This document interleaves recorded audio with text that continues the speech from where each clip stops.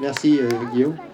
L'heureux élu qui va pouvoir faire quelque chose d'improvisé ou pas avec Mohamed, c'est Yves, Yvon le Terrible. Aïe, aïe, aïe, aïe, aïe, aïe. Merci Guillaume pour les effets.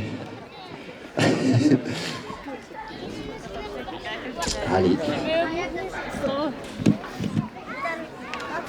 Bon numéro, mesdames, messieurs.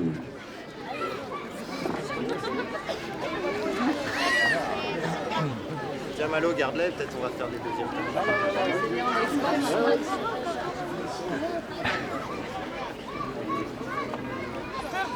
Un Italien va répondre à un Tunisien.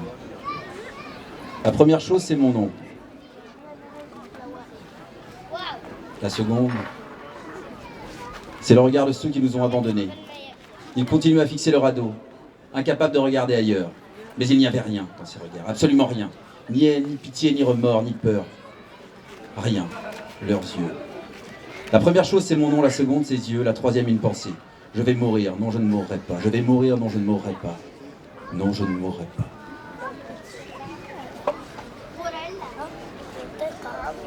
Tunisie la belle. Je ne pleure ni à cause de l'oppression d'une nuit interminable, ni pour un foyer dont la trace est effacée du lieu, mais à cause d'un grave malheur qui nous frappe sans que quiconque ne vienne l'écarter. Toutes les fois qu'un orateur, animé de la meilleure volonté, se lève dans le pays, voulant réveiller son peuple, il le persécute et le brise.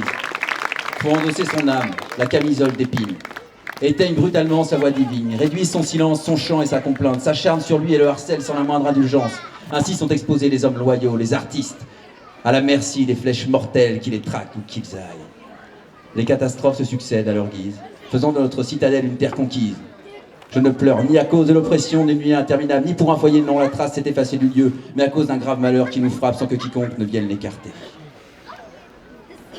Toutes les fois qu'un orateur animé de la meilleure volonté se lève dans un pays, voulant réveiller son peuple, il le persécute et le brise. Il le persécute et le brise. Il le persécute et le brise. Il le persécute et le brise. Voulant réveiller son peuple, il le persécute et le brise. Voulant réveiller son peuple, il le persécute et le brise. Il le persécute et le brise. Faut endosser à son âme la camisole d'épine. Éteigne brutalement sa voix divine, réduise au silence son chant et sa complainte, s'acharne sur lui et le harcèle sans la moindre indulgence.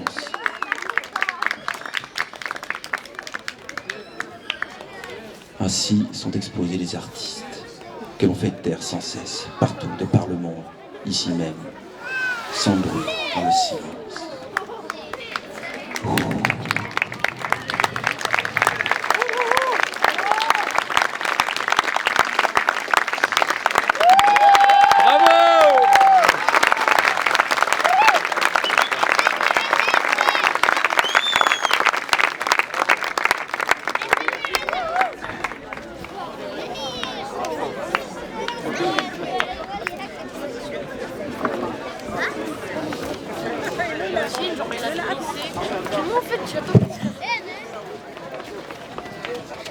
Petit tirage de main innocente par notre grand Malo.